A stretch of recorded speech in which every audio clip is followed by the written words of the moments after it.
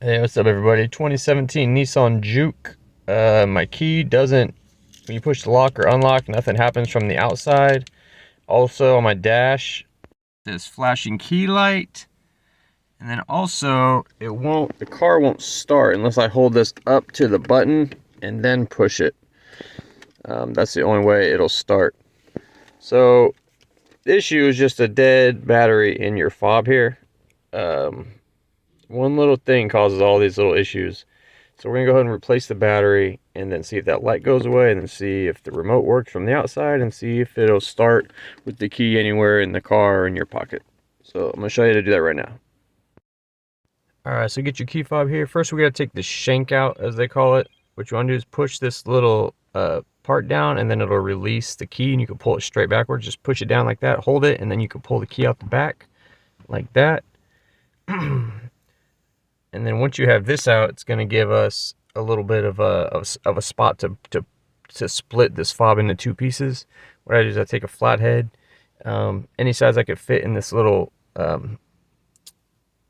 spot, and we're going to just gently push the two sides of the key apart. Don't rage rip it, because then your buttons and stuff will fly everywhere.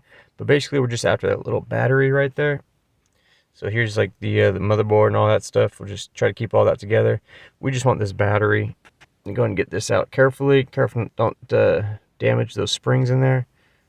The little clamps is CR2025. I'll link it in the description or the comments to get one of these.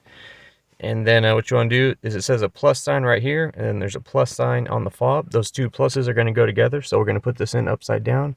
What you're going to do is just slide it into those little springs. Those will hold it in place and keep tension on it while it's in the fob.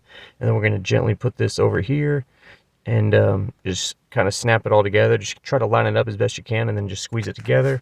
It's a lot easier with two hands, but I got one hand on the camera. But yeah, you'll get it. Just make sure everything's lined up. If it's not going together, see if something's messing it up. Put that in, and then we'll put our shank back in. Just slide that in the back, test it out. Okay. Wireless works outside, and then with the key in the car, anywhere in your pocket or whatever, the car starts fine. And also the key light is gone. So all that responsibility on that little battery for all those things, it's all good now. Hope this video helped you out. Thanks for watching. If you could give me a sub, that'd be great. All right, I'll see you next video.